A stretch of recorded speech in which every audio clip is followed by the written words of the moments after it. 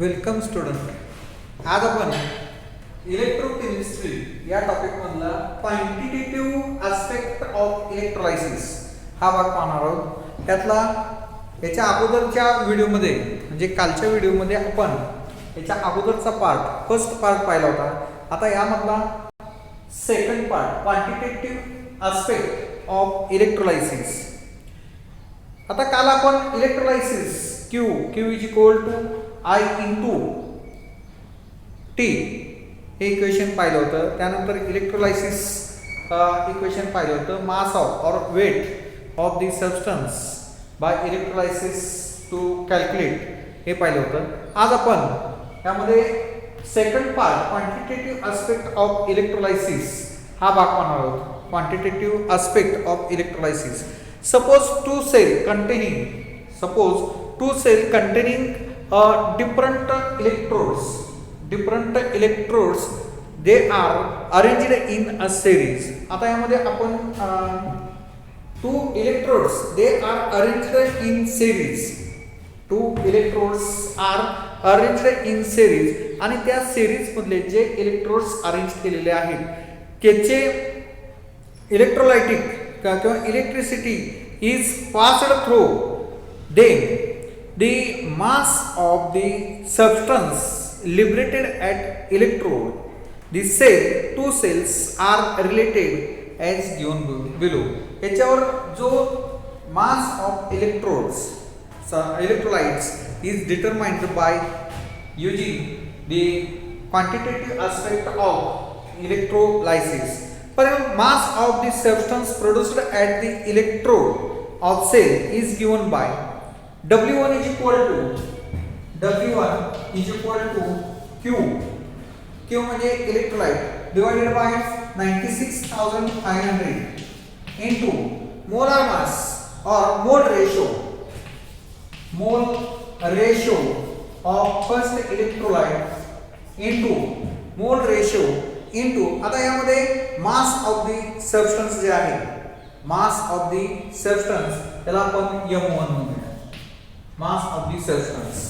The mass of the substance produced at the electrode first is determined or calculated by using W1 is equal to Q upon 96,500 into mole ratio 1 into M1. M1 is the molar mass of the substance 1. Mole ratio of substance 1. Q is electrolyte. We know that Q is equal to I into T is equal to W1 upon mole ratio. Q is equal to W1 upon mole ratio. W1 upon mole ratio 1 into M1 or molar mass of the first substance.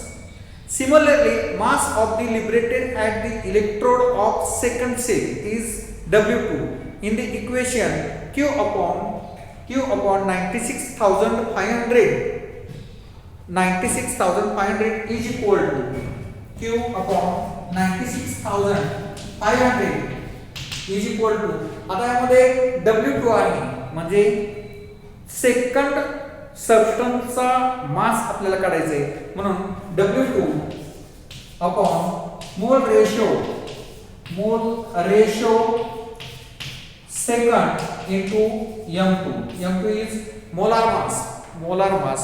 आता या equation मध्ये आपण जर पाहिलं तर M1 and M2 are molar mass of substance produced at the electrode of cell first and second. First cell आणि second cell वरती जे सबस्टन्सचं मास डिपॉझिट झालेलं आहे त्याला किंवा प्रोड्यूस झालेला आहे त्याचं जे मोलार मास आहे त्याला आपण M1 फर्स्टला M1 आणि सेकंडला M2 असं म्हणतो. Because of Q upon 96,500 is the same for both. आता यामध्ये जर दोन्ही इक्वेशन मध्ये जर पाहिलं तर हा Q अपॉन 96,500 आणि Q अपॉन 96,500 हे दोन्ही सेम आहेत म्हणून याच्यावर आपल्याला इक्वेशन अशा प्रकारे तयार करता येईल की W1 W1 mass or weight of the first substance divided by W1 divided by mole ratio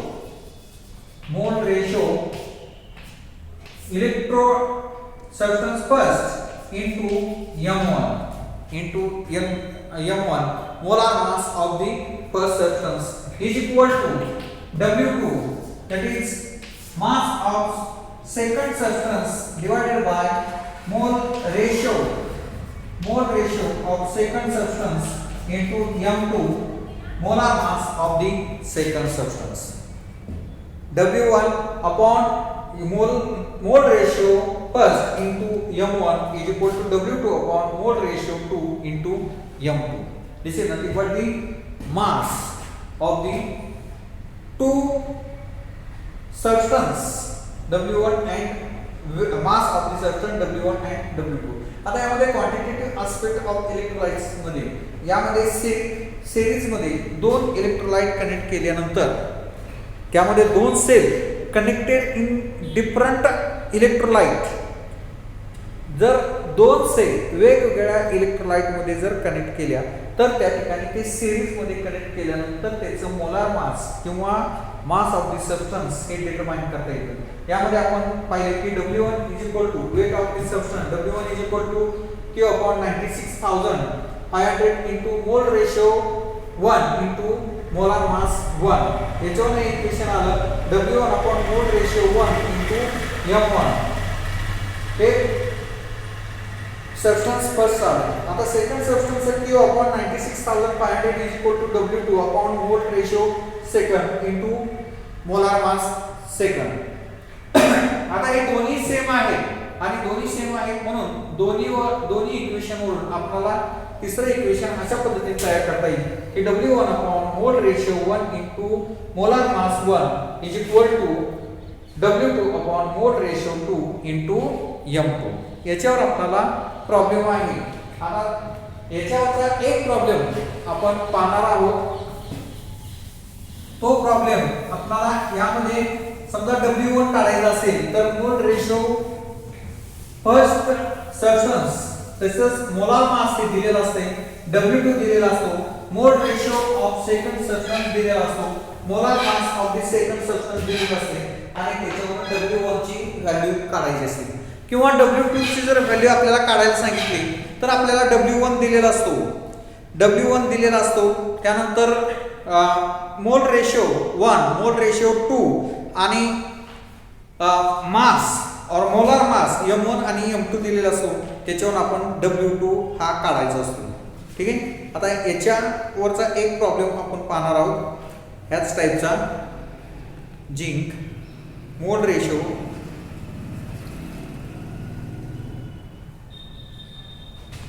ठीक आहे.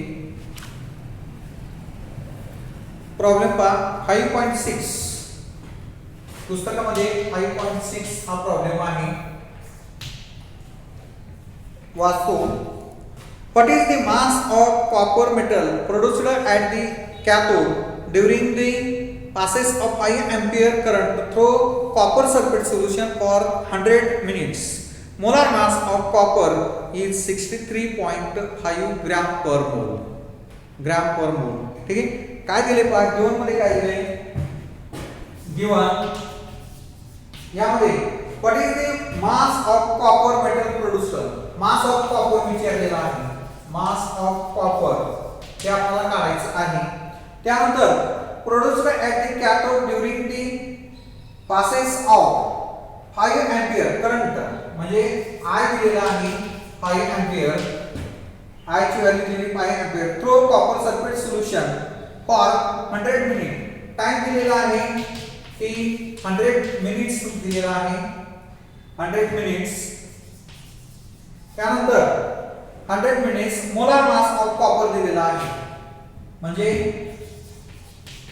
मोलार मास ऑफ कॉपर हे 63.5 ग्रॅम पर मोल हे मोलार मास दिलेला आहे आणि याच्यावर आपल्याला मास ऑफ कॉपर हे विचारलेलं आहे. आता यामध्ये रिएक्शन कुठले आहे कॉपर प्रोड्यूस होते ते आपण काल रिएक्शन पाहिली होती. Copper 2 plus copper 2 plus 2 electrons to give copper हा कॉपर प्रोड्यूस झालेला आहे आणि त्याचा मास हे आपल्याला काढायला सांगितले आहे. आता हे copper 2 mole of electrons are required for the 1 mole of copper. इथं 2 काय आहे तर इथं 2 इलेक्ट्रॉन्स आहेत म्हणून 2 मोल, इथं 2 मोल आणि इथं एकच आहे म्हणून 1 mole. 2 mole of electrons are required for the formation or production of 1 mole of copper. ठीक आहे, म्हणून त्यामध्ये मोल रेशो काय येतो, mole ratio is equal two moles of product divided by number of moles of electrons are required.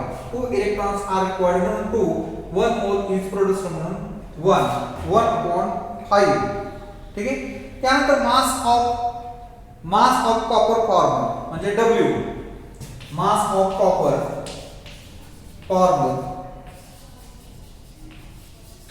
Is equal to mass of copper formed यामध्ये Q/96,500 आपण याच्या अगोदर पाहिलेलं आहे. Q म्हणजे काय I into T, त्यानंतर 96,500 into mole ratio into molar mass. यामध्ये या व्हॅल्यूज पूर्ण दिलेले आहेत आपल्याला. I म्हणजे करंट हा 5 एंपियर आहे, करंट दिलेला आहे. त्यानंतर टाइम इन सेकंद, इथं आपल्याला मिनिट दिलेला आहे, मिनिटचं कन्वर्जन सेकंद मध्ये करायचे into 60 हे सेकंद मध्ये आलं into 60 100 into 60 सेकंद म्हणून 100 into 60 divided by 96,500 into mole ratio किती आहे 1/2 into मोलार मास दिलेला आहे यामध्ये 63.5 ग्रॅम, 63.5 ग्रॅम हा मोलार मास दिलेला आहे. याच्यावरून मास ऑफ कॉपर म्हणजे W आपल्याला काढता येतो. हे आपण कॅल्क्युलेशन केल्यानंतर हे कॅल्क्युलेशन लॉग टेबलच्या सहाय्याने करायचे आणि लॉग टेबलच्या सहाय्याने हे कॅल्क्युलेशन करून येणारा आन्सर आहे की येणारा आन्सर हे मास ऑफ कॉपर असेल. आणि हे कॅल्क्युलेशन केल्यानंतर याचं जे आन्सर येते हे आन्सर 9.87 ग्रॅम्स एवढा आन्सर येते. W is equal to 9.87 grams. हे तुम्ही लॉग टेबलच्या सहाय्याने कॅल्क्युलेशन करायचे. 5 into log of 5 plus log of 100 plus log of 60 plus log of 63.5 आणि minus log of 96,500 minus log of 2 याची बेरीज आणि वजाबाकी करायची आणि येणाऱ्या आन्सरचा एंटरलॉग पाहायचा आणि तो एंटरलॉग पाहिल्यानंतर त्याचा आन्सर 9.87 येते ग्रॅम्स. ठीक आहे, ओके.